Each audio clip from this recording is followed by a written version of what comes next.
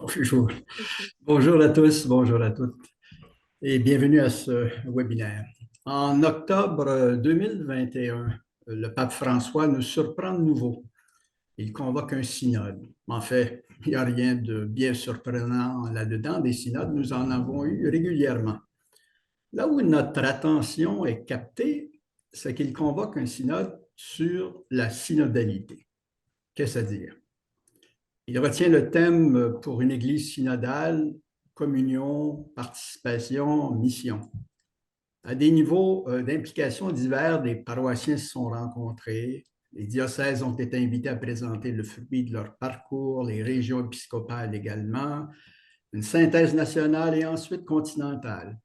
Un long processus qui pourrait nous suggérer la question, mais au terme de toutes ces synthèses de synthèse, que reste-t-il d'original?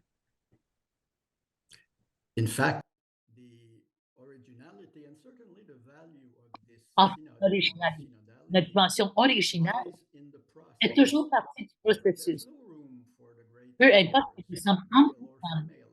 nous They could prenons all toute la space place and et nous avons de acknowledge grandes their great théories. theories. Mais c'est un This is exercice très simple que nous science that allons faire qui really nous asks rappelle the l'importance de listening skills l'écoute that really enable us to et le engage besoin with d'entrer each dans un other véritable dialogue. and to grasp Si the movement on of ne change réussit pas à pleinement saisir le mouvement, to make. pour que nous invite l'esprit. Aujourd'hui, 3 membres de notre commission de théologie ont accepté de nous présenter quelques points à la suite de la première session synodale d'octobre 23. Ils le font dans un esprit bien synodal, c'est-à-dire celui de nous permettre d'entrer en dialogue par la suite. Un immense merci donc à Lorraine d'Entremont, Daniel Cadrin, Sabrina Di Matteo, que nous connaissons bien. Et je vous laisse la parole. Bienvenue à tous. Merci Alain. Bonjour tout le monde. Good morning everyone. I'll do this first introductory part in English and you'll hear me in French. Je vais commencer la première partie en anglais, ensuite je vais passer au français. Alors, merci d'être là aujourd'hui. Et je vais commencer par vous donner un aperçu général de l'ordre du jour que nous avons fixé pour la rencontre. Alors, nous allons partager l'écran.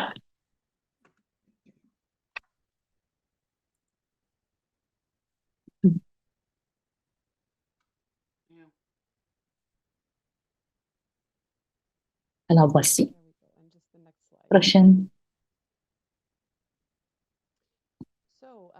Ensuite, nous allons commencer par vous faire un résumé de la démarche. Nous avons préparé Lorraine, Frère Daniel et moi-même et le rapport que nous avons envoyé au secrétariat du synode. Ensuite, nous allons faire un petit quiz sur le synode.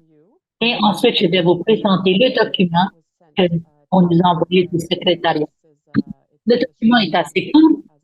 Alors, nous allons faire la présentation. Vous n'avez pas encore vu le rapport. Et nous allons l'envoyer à tous les membres de la CRC prochainement.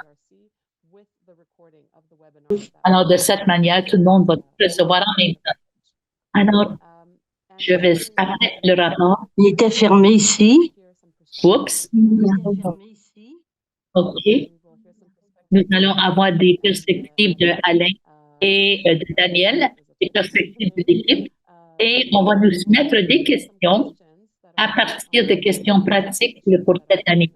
Et ces questions seront, vous allez répondre dans les petits que nous allons former. Ensuite, nous allons avoir une session plénière pour passer à la communauté. Alors voilà, c'est en quoi consistera la prochaine heure et demie.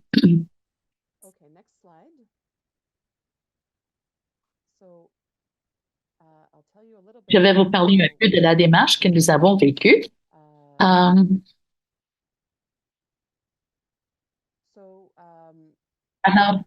notre rapport devait être envoyé au secrétariat. Ça devait se limiter à 2 pages avec la police et tout. Mon Dieu, ça a été très, très court comme rapport.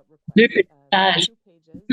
Lorraine, Daniel et moi faisons partie du comité de théologie Alors, nous avons travaillé là-dessus. On en a parlé avec le comité de théologie, mais la plupart des membres n'étaient pas disponibles pour accepter d'entreprendre la tâche d'écrire le rapport. Alors, les trois d'entre nous, nous avons décidé de le faire. Et nous avons eu très, très peu de temps.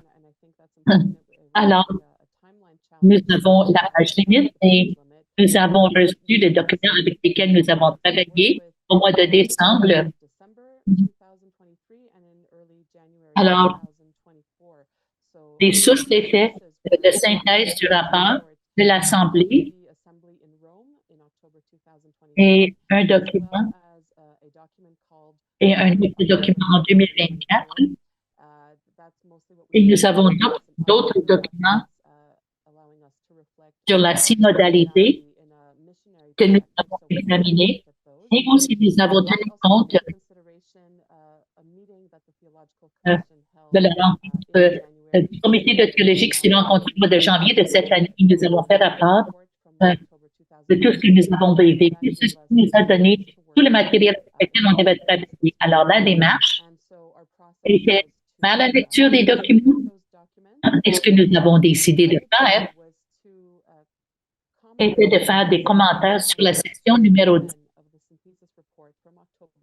Parce que c'est vraiment la partie qui concerne les consacrés. Et nous avons voulu nous assurer que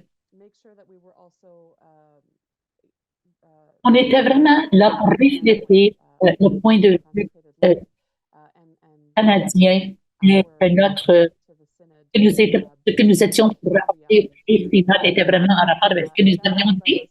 Alors, nous avons préparé un rapport autour de trois questions: observation, enjeux et questions pour remettre au synode. Parce que ce qui est après à la vie consacrée au Canada, alors c'est ce que nous allons faire dans la présentation du rapport. Et vous allez reconnaître ce que nous avons fait depuis quelques années. Donc, on peut passer à la prochaine diapositive.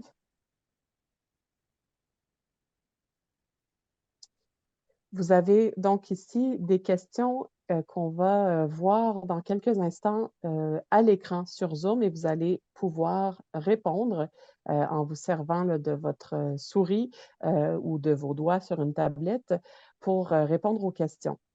Donc, c'est simplement, c'est pas un sondage formel, officiel, inquiétez-vous pas. C'est juste pour avoir une petite idée de comment ça se passe, cette suite du synode chez vous, dans vos congrégations. Donc, c'est des questions qui sont dirigées vers vous en tant que communauté, en tant que congrégation, et ce ne sont pas des questions qui s'adressent à vous individuellement. Vous pouvez tous répondre, évidemment, mais on veut entendre qu'est-ce que vous êtes en train de vivre en tant qu'Institut de vie consacrée. Voilà, donc vous aurez 3 choix de réponse. On va y aller une question à la fois. D'abord, vous tenez-vous au courant de ce qui se passe durant la phase actuelle du synode universel? Oui, non, un peu. Ensuite, est-ce que la synodalité a un impact sur la vie et la dynamique dans votre congrégation? Comme Alain le rappelait au début, ça fait depuis 2021 qu'on en entend parler de synode, de marcher ensemble. Alors, est-ce que ça a commencé à changer quelque chose pour vous? Voilà, pour la dernière question du quiz. Depuis octobre 2023, avez-vous eu l'opportunité de participer à des activités du synode dans votre église locale? Oui, non, un peu. Alors, voilà, ce n'est pas un grand sondage scientifique, c'est juste pour le plaisir d'avoir un peu de feedback, d'écho de votre part. Donc, je vais maintenant lancer le quiz sur Zoom et vous allez avoir à peu près 15 secondes pour répondre à chacune des questions. Et pour la question 1, équipe de leadership et congrégation, vous tenez-vous au courant de ce qui se passe durant la phase actuelle du synode? Nous avons 56% qui ont répondu oui, 5% non et 40% un peu. Pour la question 2, est-ce que la synodalité a un impact sur la vie et la dynamique dans votre congrégation? 52% ont répondu oui, 7 non et 42 un peu. Et pour la question 3, depuis octobre 2023, avez-vous eu l'opportunité de participer à des activités du synode dans votre église locale? 28 oui, 54 non et un peu 18 Voilà, je vous remercie. Ça nous donne un aperçu intéressant de ce qui se passe depuis le début de tout ça. Voilà. Alors maintenant, nous allons passer à la présentation du rapport que la CRC a envoyé au secrétariat général du synode. C'est en deux parties. La première partie est divisée en deux. Daniel Cadrin va nous présenter cette première partie sur les remarques relatives à la synthèse d'octobre 2023.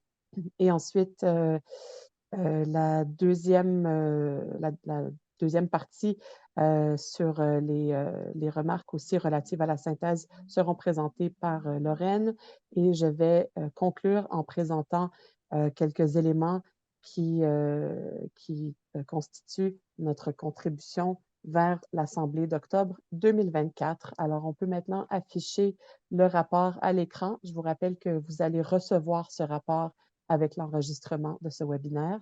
Et Daniel, voilà, tu peux commencer la présentation.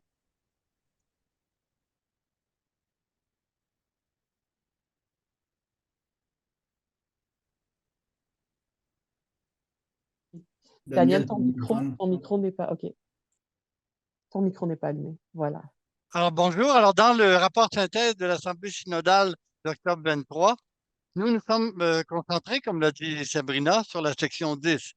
Et plus spécifiquement, ici, je fais des remarques sur la section 10B. Alors, avant de présenter ce qu'il y a dans notre rapport, je rappelle, ce n'est pas sur l'écran, je rappelle quelques éléments de 10B. Il y avait une appréciation de l'apport de la vie consacrée à la vie de l'Église. À chaque époque, le témoignage de la vie consacrée, dans la richesse et la variété de ses formes, a contribué à renouveler la vie de la communauté ecclésiale avec les différentes familles religieuses, etc. Et on a aussi, dans 10b, une appréciation de l'apport de la vie consacrée dans la synodalité comme telle, hein? La communauté chrétienne qui apprécie les pratiques éprouvées de vie synodale et de discernement ecclésial que les communautés de vie consacrée ont développées au cours des siècles. Et donc, elle a une sagesse pour marcher ensemble, c'est l'enjeu du synode. Bon. Il y avait ça, et bon, tout à cela, nous avons fait certains constats, deux constats.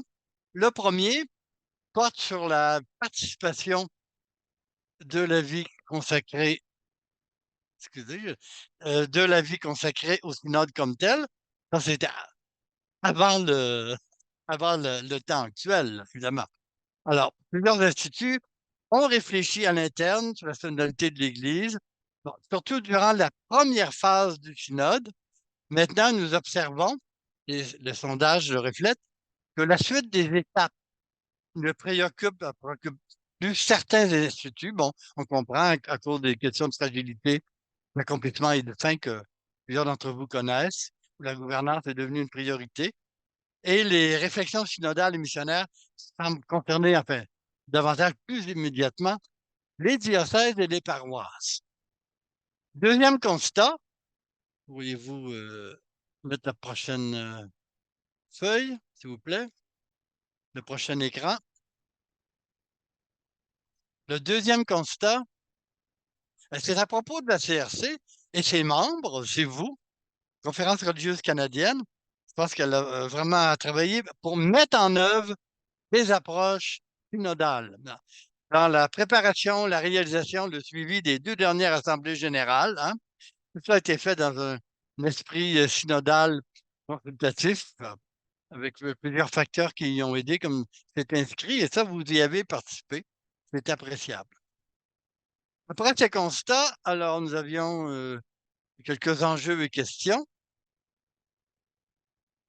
Le premier c'est un risque, tout simplement. C'est un risque que le désintérêt relatif de certains instituts par rapport à la synodalité, alors, il y a le risque qu'une part de la vie consacrée se replie sur elle-même, vivant une synodalité plus ou moins conscientes à l'interne, sans se sentir appelées contribuer à l'Église plus large. Alors ça, c'est un risque qui est là.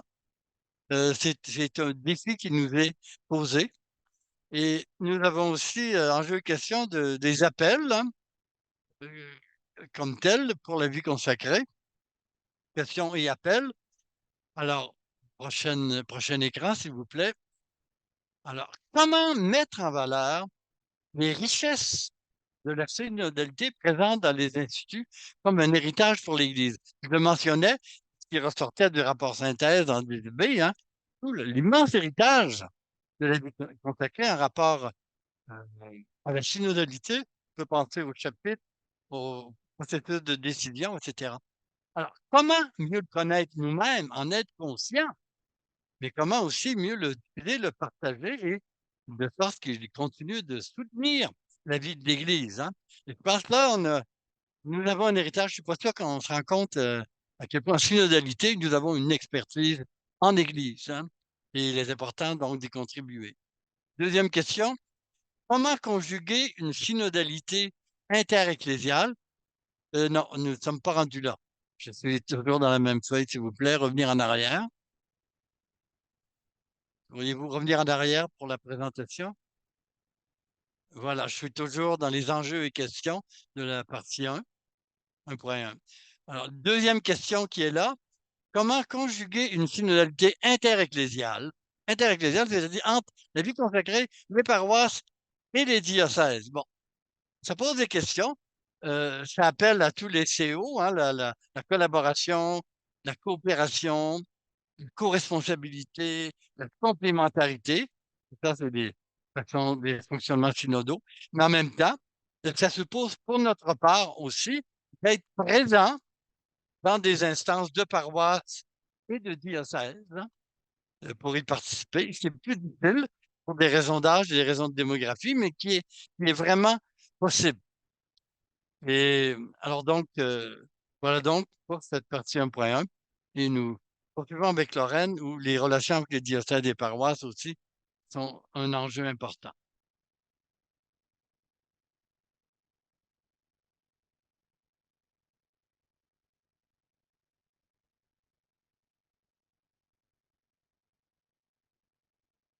Entendez très bien, oui?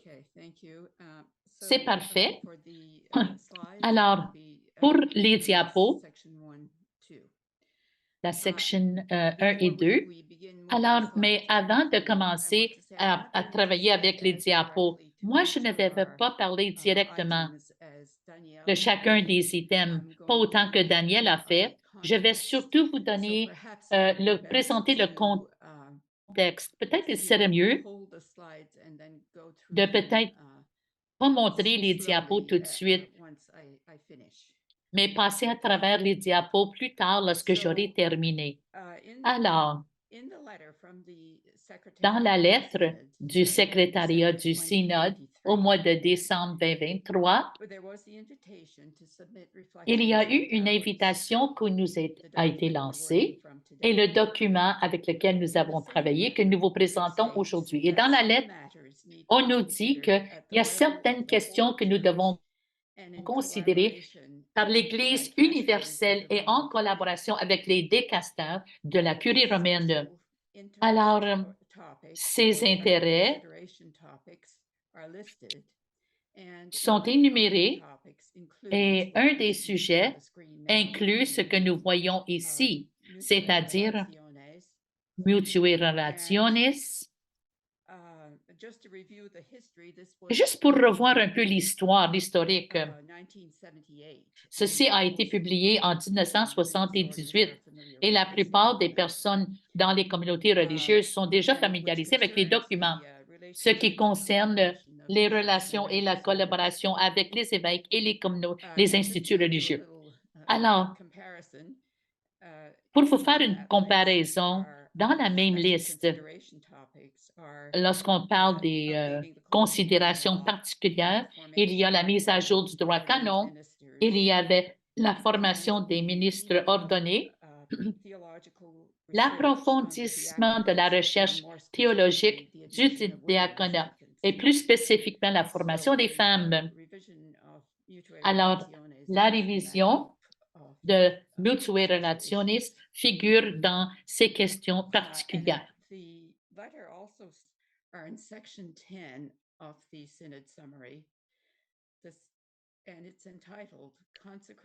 On dit que ça va se faire avec des différents continents coordonnés par le secrétariat des didascales et il y aura des sessions en octobre 2024. En faisant ce texte, je me suis dit que peut-être qu'on aurait dû mettre une puce dans notre document pour savoir où ça va se rendre.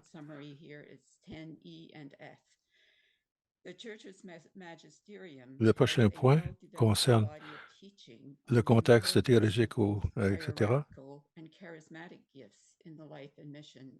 Ce qu'on devrait dire dans le rapport.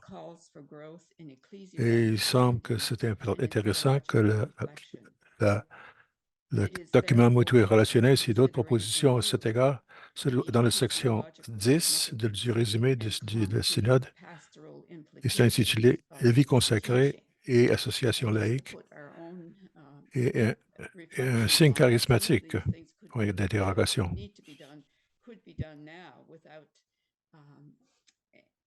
La base théologique et ecclésiologique pour tous les charismes dans la vie pastorale de l'Église est très bien articulée dans les questions qu'on regarde dans cette section.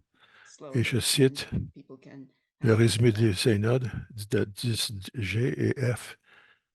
Le magistère de l'Église a été bien développé en montrant l'importance des dons charismatiques dans la mission de l'Église.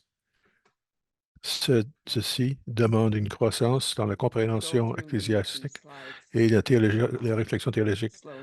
Un exemple qui vaut la peine d'être regardé au niveau de sa signification théologique et dans les conséquences pastorales concrètes. Et donc,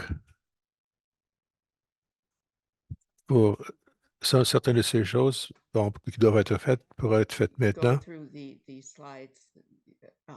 sans enseignement supplémentaire, mais ça n'a pas été fait.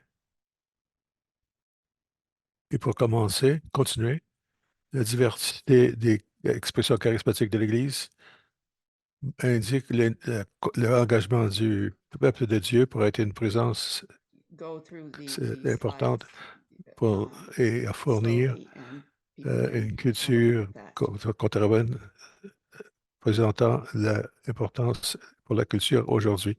Il y a un besoin de développer une compréhension plus profonde de comment la vie consacrée, de même que les associations laïques ou les mouvements ecclésiaux et les communautés nouvelles,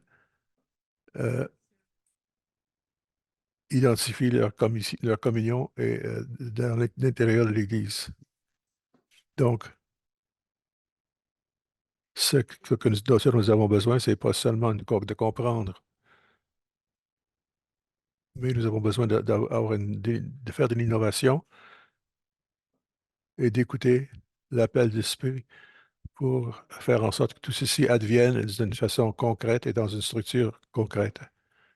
Et donc, la théologie et la réflexion qui est exprimée dans ces paragraphes, c'est peut-être pas du nouveau pour vous, mais c'est simplement de l'avoir souligné comme section où il faut réviser les choses. Donc, en travaillant sur notre rapport, nous avons trouvé important d'appuyer le renouveau de Mutuae Relationis et le charisme de la vie religieuse, mais d'encourager également l'inclusion de tous les charismes dans le mouvement vers la synodalité missionnaire.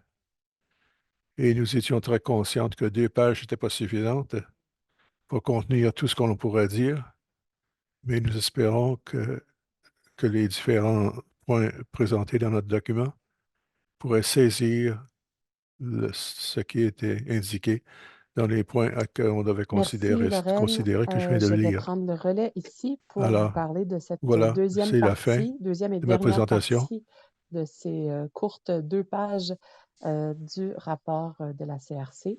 Donc, cette deuxième partie, elle voulait apporter une contribution pour l'étape vers l'Assemblée d'octobre 2024, donc la prochaine assemblée qui va réunir tous ces délégués au synode qui sont les mêmes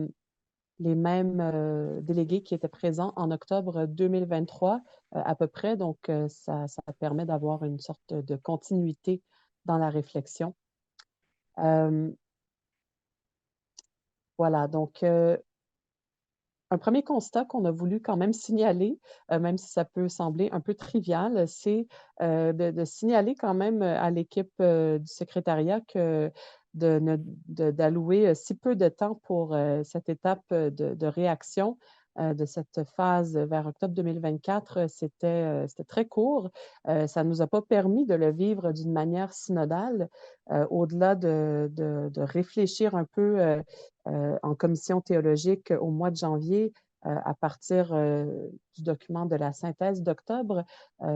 Imaginez une consultation, par exemple, des membres de la CRC n'était pas vraiment possible.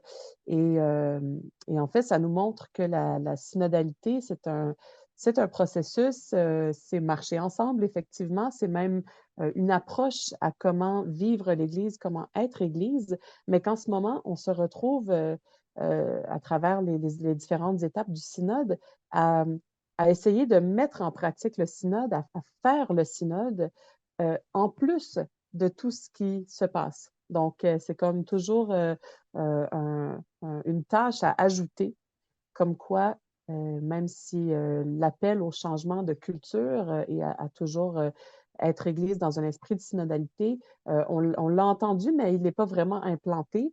Et si on considère que le synode, c'est quelque chose à faire, ça veut dire qu'on n'a pas encore complètement intégré l'esprit synodal. Donc, voilà pour cette remarque. On a voulu surtout dans cette contribution pour octobre 2024 faire écho à comment la synodalité interroge la vie consacrée et particulièrement dans sa réalité au Canada. Donc, si on passe à la prochaine diapositive, voilà, merci, on y était déjà. Ce qu'on peut noter, c'est que on l'a relevé, on l'a réfléchi depuis plusieurs années. Nous savons que nous sommes dans un temps de transition. On est conscient de la fragilité de plusieurs instituts de vie consacrée. Et une des questions que ça peut nous poser, c'est comment continuer à vivre la synodalité entre les instituts et au sein de la conférence religieuse. Et on l'a mis au pluriel parce que peut-être que c'est une question qui peut interroger d'autres conférences religieuses qui sont aussi dans un temps de transformation. Alors, quel type de synodalité on peut vivre? On s'est donc demandé, est-ce que la synodalité, elle relève seulement des supérieurs majeurs et des équipes de leadership qui sont en dialogue, ou est-ce qu'on pourrait imaginer une synodalité plus charismatique? Ce qu'on entendait par ce mot, c'est que penser la synodalité, pas juste en termes d'équipes de leadership ou de supérieurs majeurs, mais des charismes des congrégations, des instituts. Donc, en pensant à l'apostolat, à la contemplation, à la nouvelle évangélisation, aux œuvres sociales et au plaidoyer. Ce sont différentes manières de vivre des charismes. Est-ce que, en pensant à une synodalité qui réunirait les instituts autour de ces charismes, on pourrait mieux rejoindre différentes formes de vie consacrée, en pensant aussi aux associations de fidèles, aux communautés nouvelles et aux familles spirituelles, c'est-à-dire les laïcs associés et les employés qui collaborent aux œuvres de la vie consacrée. Voilà, et pour la prochaine question. Au Canada, nous observons depuis plusieurs années des chantiers de réflexion pour la vie consacrée. Et on se demande si la synodalité pourrait être une clé pour les mettre en œuvre ou encore les relancer. Il y a 3 chantiers qu'on a identifiés.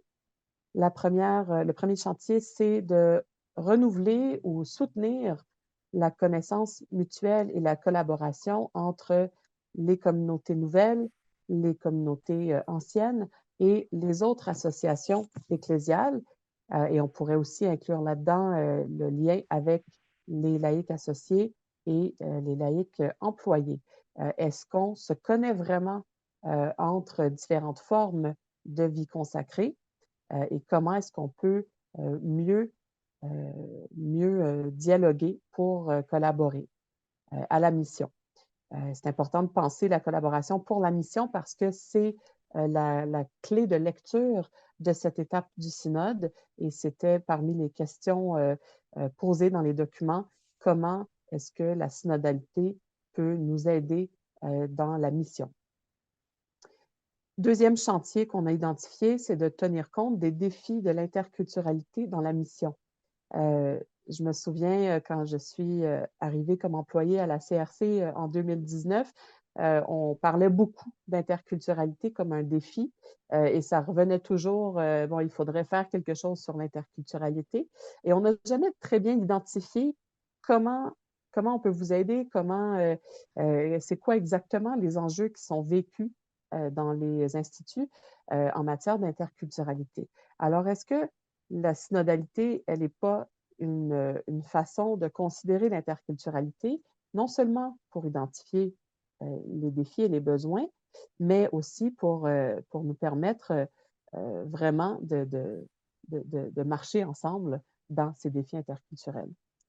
Et finalement, dernier chantier, c'est de tenir compte des générations et de leurs préoccupations variées. Donc, on pense aux consacrés plus âgés, mais aussi à des leaders plus jeunes ou une certaine relève dans la vie consacrée qui sont un peu tout seuls dans leur groupe d'âge et qui se retrouvent isolés. Et vous vous rappellerez peut-être que c'est quelque chose qui avait été nommé dans le cadre de l'Assemblée, dans le processus de l'Assemblée générale 2023.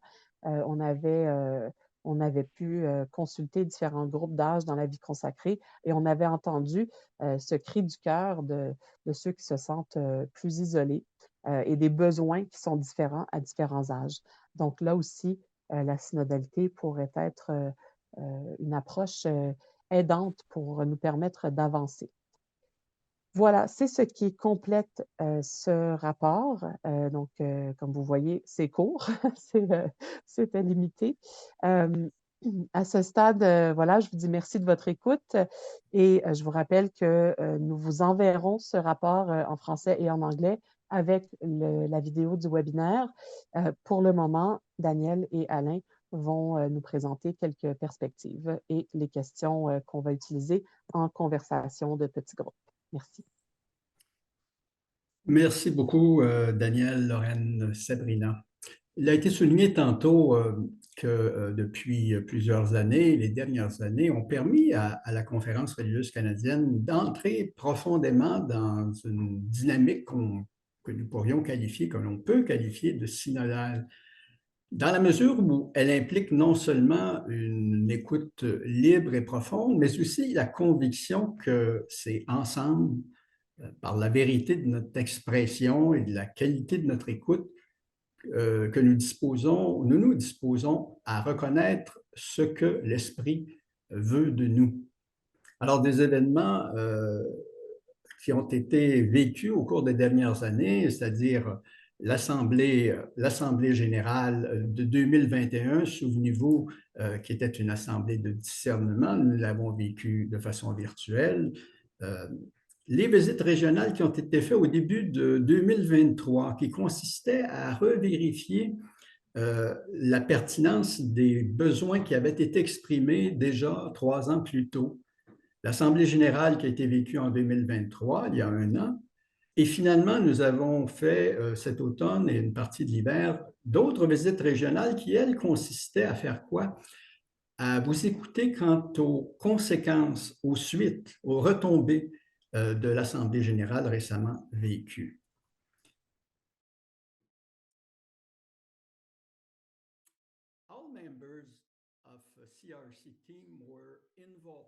Tous les membres de la CRC étaient engagés dans cette écoute. Nous écoutions nos membres et également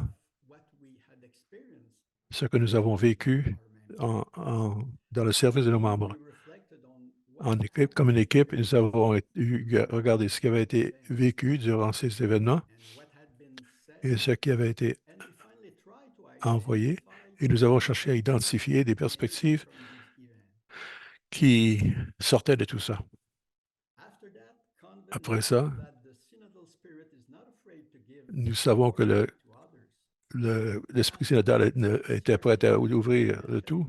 Nous avons demandé aux membres des CRC, les anglophones et francophones, de nous donner leurs commentaires sur nos perspectives de la CRC. Une fois de plus, nous sommes entrés dans une démarche de profonde écoute.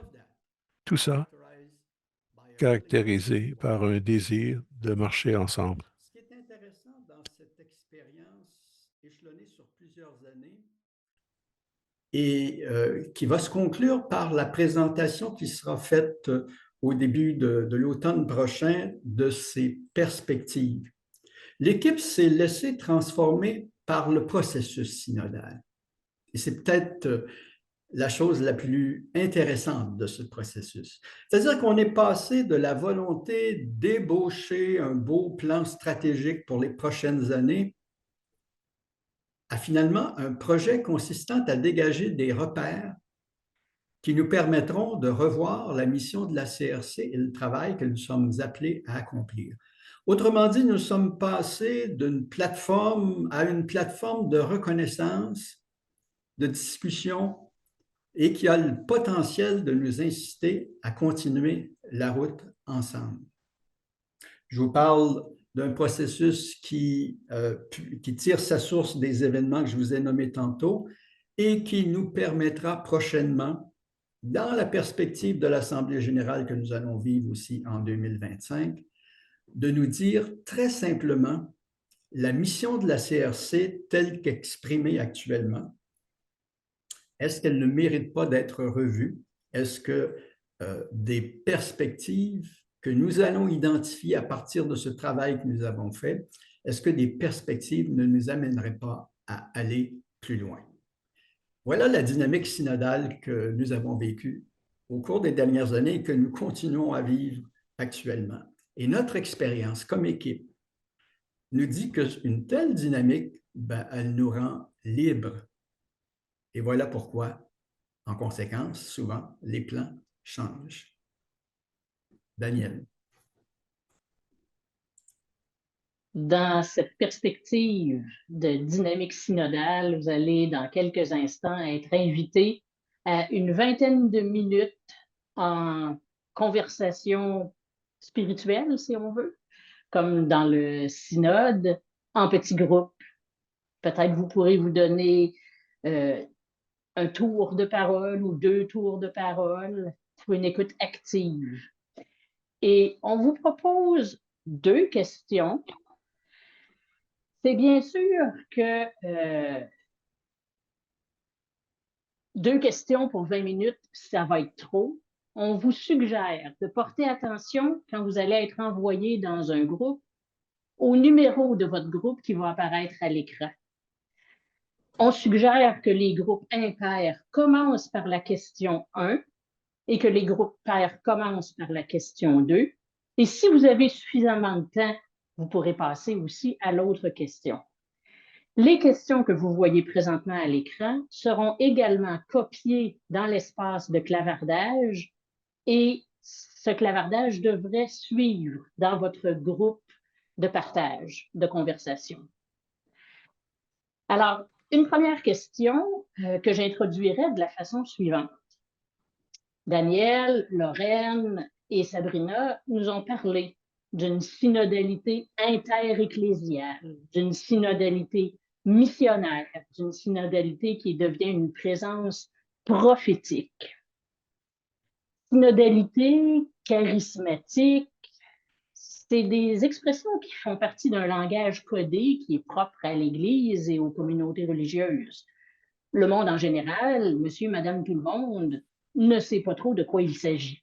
Et pourtant, notre expérience de marcher ensemble, de marcher avec, nous la faisons aussi dans le monde, avec le monde, en dehors même de l'Église. Donc, on vous invite à considérer cette expression de synodalité charismatique dans son sens large d'une marche, peut-être prophétique, voire à saveur de spiritualité, ensemble avec d'autres personnes dans la société. D'où la question 1.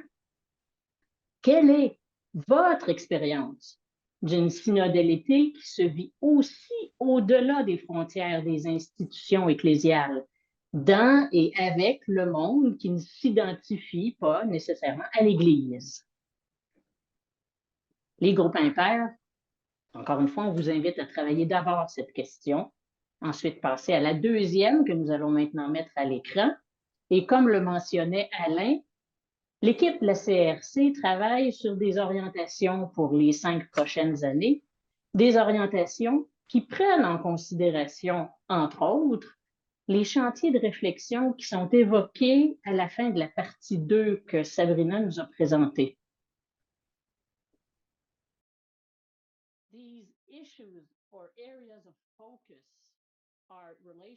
Ces points d'intérêt sont des relations entre les nouvelles communautés et d'autres associations ecclésiales, l'interculturalité en mission et des préoccupations de différentes générations. Donc, la question numéro 2 est la suivante. En quoi une approche synodale nous permettrait-elle d'aller plus loin sur ces enjeux qui suivent? Alors, nous vous invitons à aller dans votre groupe d'atelier pour 20 minutes. Ce serait peut-être bon d'avoir une personne qui est prête à faire un rapport ou, comme vous imaginez, avec le nombre de personnes qui sont ici, le nombre d'ateliers, ce serait impossible d'entendre tout le monde de chaque groupe. Donc, nous aurons peut-être 15 et 20 minutes pour une session plénière à la fin pour avoir des réactions de certains groupes et les personnes qui voudraient nous envoyer des commentaires écrits ou le résultat de votre conversation, vous pourrez le faire facilement. Donc, Yves, si tu veux maintenant envoyer les gens dans leur groupe de travail. On a un peu moins de temps que prévu pour la plénière, une dizaine de minutes. C'est notre fierté à la CRC de terminer à l'heure. Alors, voici ce qu'on vous propose pour la plénière. Il ne s'agit pas nécessairement d'entendre ou de lire tout le monde, mais on vous invite, celles et ceux qui le veulent, à écrire dans l'espace de clavardage ou chat, selon le langage que parle votre ordinateur, d'écrire dans le clavardage peut-être 2 ou 3 phrases qui ressortent de la conversation que vous venez d'avoir. Mais pour aussi donner la chance à quelques personnes de s'exprimer, alors on pourrait prendre quelques réponses venant d'abord des groupes qui ont travaillé à la question 1. Alors, si vous souhaitez prendre la parole pour nous partager en 2 ou 3 phrases le fruit de votre conversation sur la question 1, je vous invite à utiliser le bouton au bas de votre écran, réaction, et à lever la main, ce qui va nous permettre de vous voir parce qu'on a plus d'un écran, alors c'est impossible de voir tout le monde. Alors, si quelqu'un souhaite intervenir de façon orale en prenant la parole, veuillez utiliser le bouton « Lever la main » et on va vous donner la parole. Pour ce qui est de l'oral, maintenant, on va se concentrer sur les réponses à la question 1 pour quelques minutes et on fera la même chose ensuite avec la question 2, tout en gardant un œil à la fois sur le clavardage où vous voyez apparaître déjà des réponses, mais on aimerait en entendre aussi quelques-unes oralement. Alors, Yves, tu m'assistes aussi pour voir s'il y a des mains levées que je pourrais ne pas voir. Portez un petit résumé dans le clavardage. Allez-y librement. Ça peut être la question 1 ou 2 à ce stade-là. Je ne vous retenez pas. On a déjà un commentaire de sœur Gisèle Turcot pour nous encourager à continuer à ouvrir nos rassemblements de la CRC, de l'ATIR aux communautés nouvelles. And a comment from Brenda Lee. We spoke about being bridge people at this time. Et de sœur Brenda Lee, on parle d'être un peuple qui sert de pont. Alors, pour des personnes qui ne vont pas nécessairement à l'Église. Donc, nous avons parlé du charisme et comment inventer un nouveau vocabulaire qui va rejoindre les gens. Guillemette, favoriser la rencontre et le dialogue avec les communautés nouvelles. Il y a vraiment un besoin de relance de ce côté-là.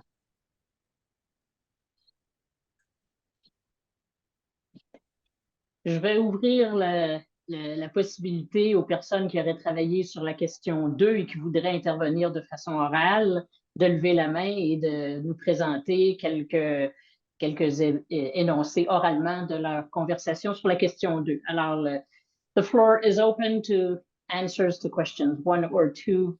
Anyone who would like to speak, Alors, elle demande encore une fois pour les personnes qui voudraient parler de lever la main pour pouvoir intervenir et nous dire ce que vous avez dit lorsque vous étiez ensemble pour discuter de la question numéro 2. Possibilité de mettre des choses dans le clavardage.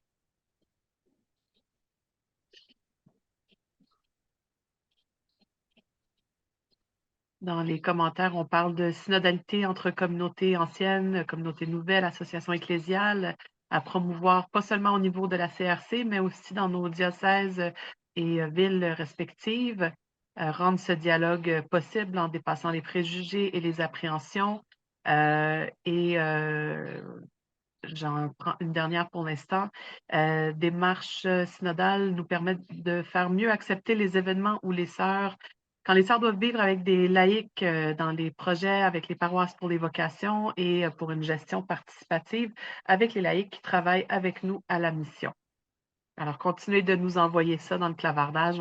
On en prendra bien sûr tout le long. Sœur Catherine, Sister Catherine, the floor is yours. Oui, merci beaucoup. Je suis plus à l'aise en français, bien qu'habitant Edmonton. Je voudrais dire que nous, on a beaucoup lutté pour simplement pouvoir participer à les premières rencontres sur le synode au niveau du diocèse. Le diocèse est vraiment au niveau de la vie consacrée actuellement. Tout est tombé pratiquement depuis une année. Quand il y a eu la visite régionale, moi, je n'ai pas été prévenue. Il n'y avait que 2 congrégations, je crois, présentes à cette visite régionale, alors qu'on est beaucoup plus. Il y a 2 congrégations polonaises. On n'a plus du tout de contact avec elles. Enfin, nous, c'est un grand regret en ce moment, c'est que même la journée de la vie consacrée du 2 février a été plus consacrée à la vocation à la prêtrise qu'à la vocation à la vie consacrée. Donc, c'est comment rendre tout ça. Tout le monde vieillit. Les jeunes sont plus dans ces 2 congrégations polonaises. Je ne suis pas aux commandes. J'ai déjà assurer la coordination du petit groupe de religieuses vieillissantes francophones pour essayer de participer au synode dès la première leçon.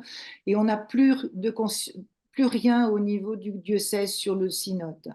Voilà, c'était simplement dire que c'est assez difficile de pouvoir projeter quelque chose quand il n'y a plus ou quand on ne veut plus donner la présence à la vie religieuse dans un diocèse. Excusez-moi d'être négative. Merci, Sœur Catherine. Je vois la main de Teresita. Oui, moi je vais baisser la mienne. In our group 26, Dans notre groupe numéro 26, nous avons partagé des expériences que nous avons vécues dans notre diocèse avec les nouvelles communautés et nous reconnaissons le fait que nos relations sont plutôt interpersonnelles plutôt que des discussions formelles sur le synode. Et nous avons aussi parlé de notre expérience de rencontres interculturelles où nous avions encore un peu plus à dire à ce moment-là, où nous avons reconnu le fait que nous avons de plus en plus de personnes internationales, que ce soit des prêtres ou des personnes qui travaillent dans nos maisons de retraite. Alors, comme je vous dis, ils ne sont pas tellement formels. Ils sont moins synodales que formels. Mais on aime ça s'asseoir, s'accueillir, qu'il y ait beaucoup d'hospitalité. Et nous avons parlé de la mission intergénérationnelle. Tu vois, c'est plutôt amical. Peut-être c'est à peu près le résumé que j'ai partagé, que je veux partager avec l'Assemblée. Merci, Sœur Teresita. Sabrina, pourriez-vous faire quelques commentaires au sujet de ce qui se passe dans le clavardage? Nous sommes conscients de l'importance de la synodalité, mais comment léguer cette approche dans les organisations civiles et sociales pour un groupe qui a eu plus d'échanges général sur le processus, ils retiennent l'importance de développer une écoute attentive qui n'est pas toujours naturelle parce qu'on est plus familier avec les débats. Dans nos espaces de mission, mettre en place des bons processus synodaux avec les personnes de différents horizons. Pourquoi pas ouvrir nos portes aux associés pour certaines rencontres de la CRC. L'interculturalité et l'intergénérationnalité est une richesse d'avenir pour les congrégations. Les expériences dans les résidences pour personnes âgées où il y a des laïcs et des employés et des communautés culturelles sont une occasion de vivre la synodalité. En termes de conversation intergénérationnelle, un des lieux, c'est la formation, les différentes occasions de formation continue. Voilà, on appelle à sortir des structures paroissiales dans certains cas et de nos lieux habituels pour rejoindre des laïcs dans d'autres organismes, comme l'évoquait la question 1, donc dans des conseils d'administration, auprès des employés, des jeunes qui nous visitent. Voilà, comment s'assurer aussi de léguer la synodalité qui est vécue dans la vie consacrée à des paroisses. C'est peut-être effectivement là, une richesse dans la vie consacrée, mais qui est moins facile à vivre dans les paroisses, bien qu'on essaie de mettre ça en pratique aussi. Voilà, je vais arrêter là pour l'instant. Alors, on va prendre une dernière intervention orale. Continuez d'écrire dans le clavardage, c'est riche. Alors, Marjolaine, à vous la parole. Excusez. J'ai été touchée par la première question de comment une expérience de synodalité dans la société. Parce que je suis petite sœur de Jésus, vivant dans des tours de logements, de 1800 logements, ici à Montréal, 3 immeubles. Et je m'aperçois qu'il y a vraiment une tradition de bénévolat à l'intérieur des tours, avec l'aide d'intervenants sociaux, et vraiment une très belle expérience de synodalité vécue, une centaine de bénévoles et animant différentes activités et tout ça. Et je fais partie aussi depuis quelques mois d'un comité de locataires qu'on a dû mettre sur pied parce qu'il y avait une hausse de loyer assez importante. Et à l'intérieur du comité de locataires dont je fais partie, une belle expérience de synodalité aussi à l'intérieur du groupe. Alors, c'est du vécu et j'y trouve ma place et je rentre dans une tradition vraiment sociale très belle. Bravo. Merci, Marjolaine, pour ce partage. Alors, le chat, le clavardage reste encore ouvert si vous avez des choses à ajouter. Nous acheminons vers la fin de ce webinaire. Peut-être que nous pourrons laisser la salle ouverte un petit peu plus longtemps si on voit qu'il y a encore de l'activité dans le clavardage. Et je remettrai la parole à Alain.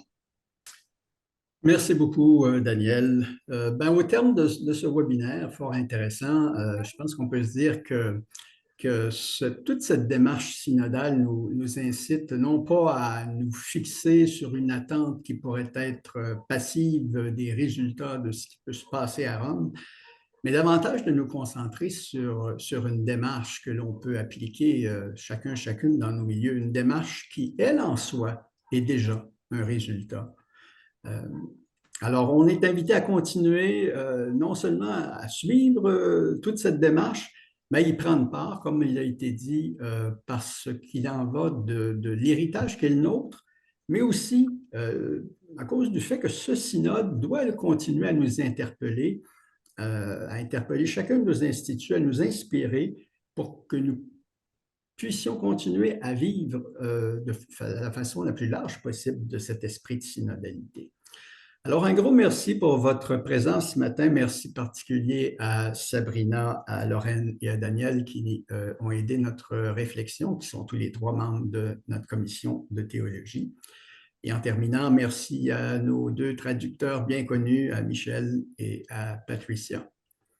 Merci de votre participation et soyez assurés que nous allons à la conférence continuer à suivre ce processus synodal et, dans la mesure du possible, à vous offrir d'autres expériences de réflexion et de cheminement commun.